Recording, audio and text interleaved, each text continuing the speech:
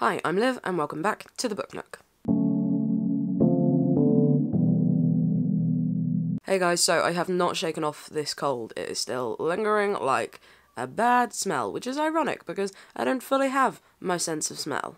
So I realised in my last video I called it like the bad booktuber, chatty, whatever, and April haul, but it wasn't. It was a wrap-up because I'm a fool, and apparently I've been away so long that I get hauls and wrap-ups confused. Well done me. So this is actually going to be a haul, and this is essentially, I'm just going to call it like haul knows when, because these are all books that I have hauled since I've done my last proper haul, and I'm all out of whack with what day it is, what month it is, who am I, what's happening. So yeah, I'm just going to haul everything I've bought since I last told you what I bought. So I'm just going to jump in with a few that I have been sent recently, first of all, and the first one is one from Gallybagger Press. You may remember how much I loved Megan Dunn's Tinderbox, and Gallybagger got in touch and said, would I like to read a copy of another narrative non-fiction book, and I said, oh yes please. So they sent it to me, and it is Toby Litt's Wrestleania, which I always keep calling WrestleMania because I think it's just in my head, but Wrestleania, Wrestleana? It's sounding wronger and wronger every time I say it. Wrong is not a word. Now, it's essentially a narrative non-fiction book about Toby Litt, who was exploring an ancestor of his who was a wrestling champion, and then it deals with looking at sort of masculinity and his own history, and it just sounds really, really fascinating. So huge thank you to Gallybagger Press for a copy of that one. Oh yeah, I mean, I should say they didn't just send me the postcard, they sent me the book. It's just... Then Sam from Gallybagger Press also sent me a copy of his book, which is Enemies of the People, so that's by Sam Jordison, and this is looking at sort of historical figures. Enemies of the People reveals who's taken us to this dizzying precipice that we seem to be facing, and it's sort of short bits about, less said about, well, I was going to say less said about him the better, but that's kind of true for everyone in this book.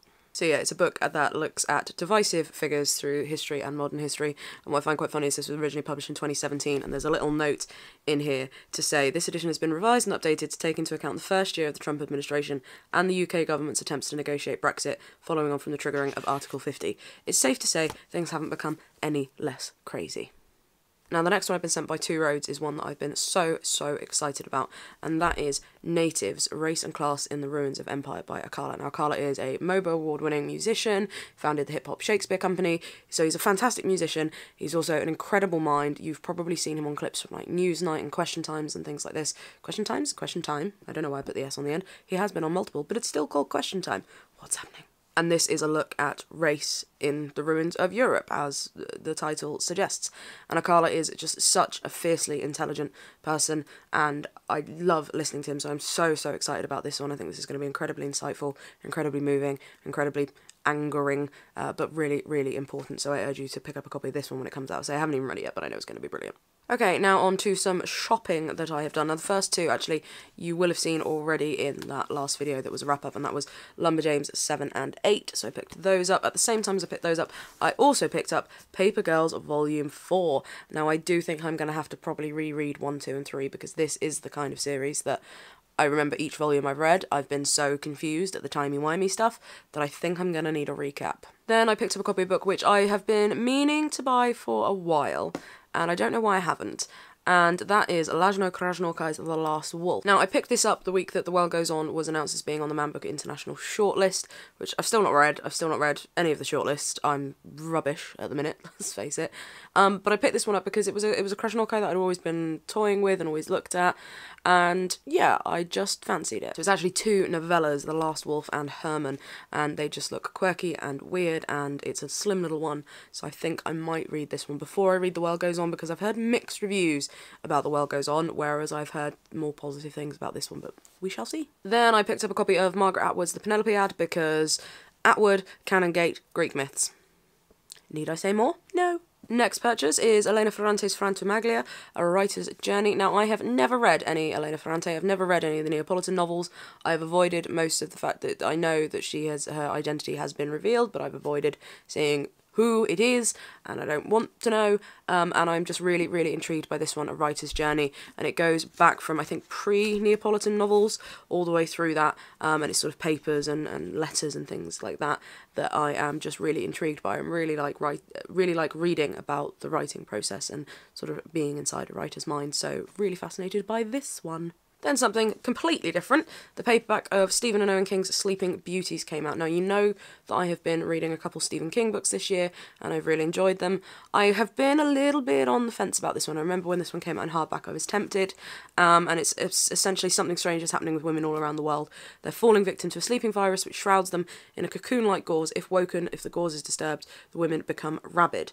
In the small town of Dawling, West Virginia, the virus is spreading through a women's prison, affecting all inmates except one, the enigmatic Evie. The abandoned men are starting to fight one another while the town sheriff, Leland Norcross, is fighting just to stay awake and solve the mystery. I'm sort of intrigued, but also nervous about this one. It's another big one. I mean, it's a King book. It's always going to be. So I think I might just add that one to my year of big books, which is going so well, guys. Then I picked up a copy of a book that has been reissued, and that is Octavia E. Butler's Kindred, which I have never read before. I've always meant to read. I've been toying with that graphic novel adaptation of it recently, but I saw this had been reissued. It's got a foreword by Obami Adebayo as well, author of Stay With Me, which I still need to read as well. I'm doing so great with the reading thing. But yeah, I just saw that this had been reissued, and I thought, right, that's a sign. Not that I really believe in all that lot, but, you know, been meaning to read it. Let's pick up a copy, and then it is there to be read. And then, because I'm such a sucker for Reese Witherspoon, I saw that she tweeted about Casein Fields' You Think It, I'll Say It, so I picked up this collection of short fiction. I am so susceptible. It's ridiculous. But yeah, this is a collection of short stories. I've never read any Casein Field before, but I've heard really good things about this one, and I was feeling in a short story buying mood, so that happened. Then I picked up a couple of non-fiction books. There's a really interesting looking one, Queer Sex by Juno Roche, which is a trans and non-binary guide to intimacy, pleasure and relationships. Sorry, I'm trying to read it off of there because I couldn't quite remember it.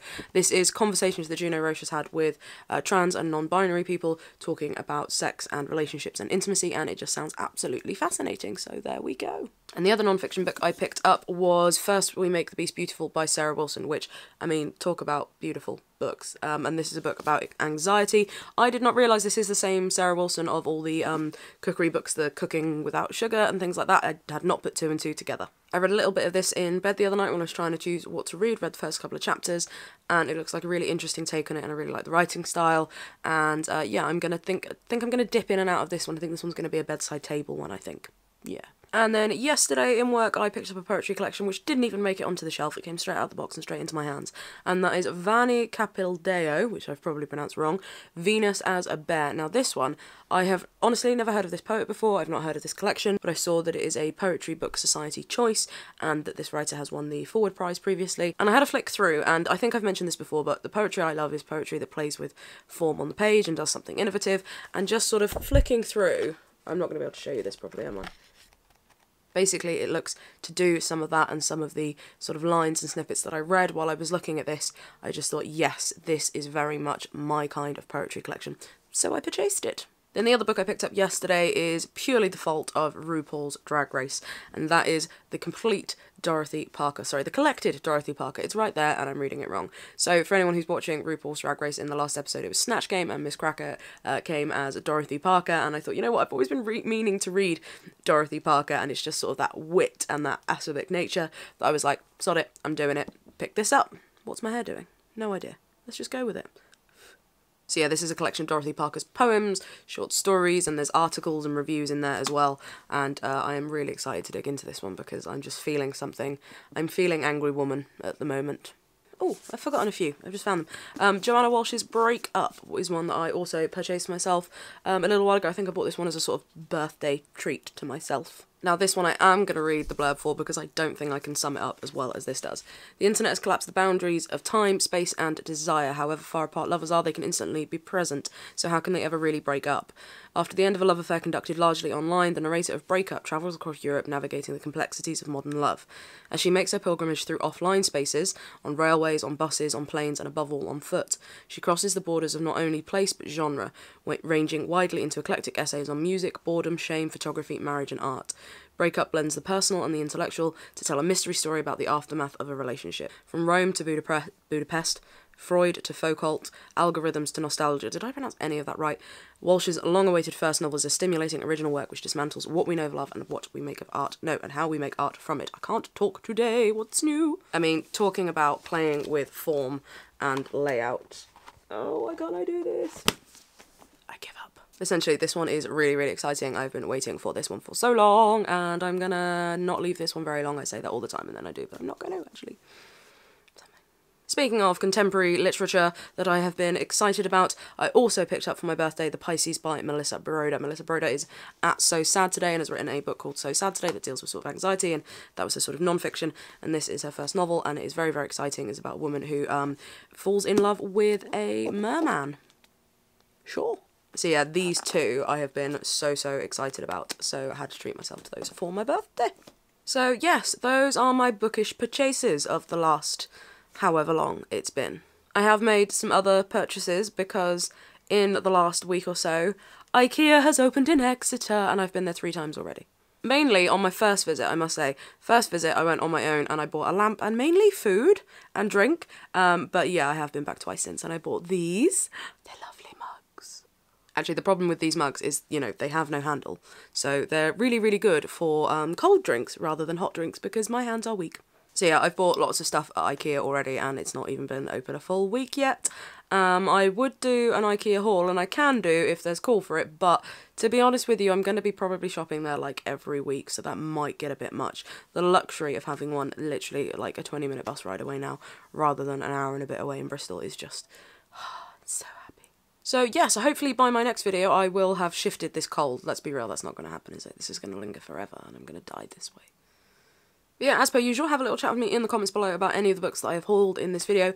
I will be doing a bit of a catch-up of all the comments that you guys have been leaving that I have been so unbelievably crap at responding to. Please know that I do see them, and that they make me give me the warm and fuzzies, and then I always mean to reply, and then something happens and I just freak out and I don't. But that's going to happen. So yeah, I will be back in a few days with another video doing who knows what, who knows when.